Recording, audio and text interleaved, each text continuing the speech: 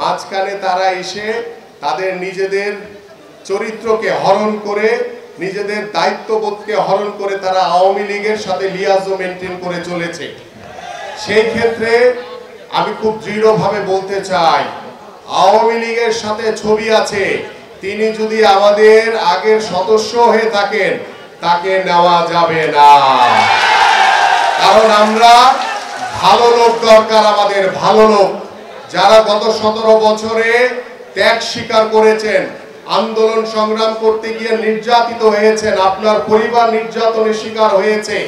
আপনারা সেই দিকে মনোযোগী হবেন এবং কোন বিএনপির হাত ধরে কোন নব্য বিএনপি হয়ে যারা আওয়ামী লীগের নামধারী ছিল তারা যাতে ভুলেও কোন সদস্য ফর্ম পূরণ করতে না পারে। আপনারা প্রত্যেকটি বইয়ের উপরে নিজ নিজ থানার নাম লিখে নেন। এখনই যেখানে যে বইগুলি আছে নিজ নিজ থানার নাম লিখে নেন।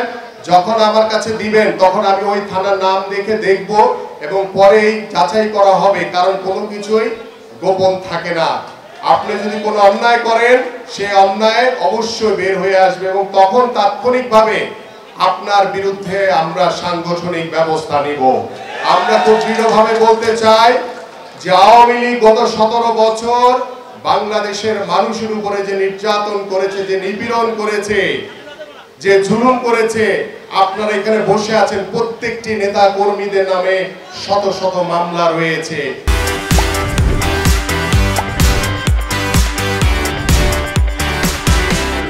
মামলা ছাড়া কোনো নেতা কর্মী এখানে বসে নাই, কিন্তু আবার অনেকে রয়েছেন যারা 5 তারিখের পরে এসে বলার চেষ্টা করছেন যে আমরা তো ভাই সবচেয়ে বড় বিএনপি। আমরা তারা কারা তারা আমরা কিন্তু তাদেরকে চিনি। গত 17 বছর যারা আন্দোলন করে সংগ্রাম করে নিজেদেরকে পরীক্ষিত করেছেন দলের একজন একনিষ্ঠ কর্মী হিসেবে, আমরা তাদেরকে সর্বোচ্চ মূল্যায়ন করব ইনশাআল্লাহ।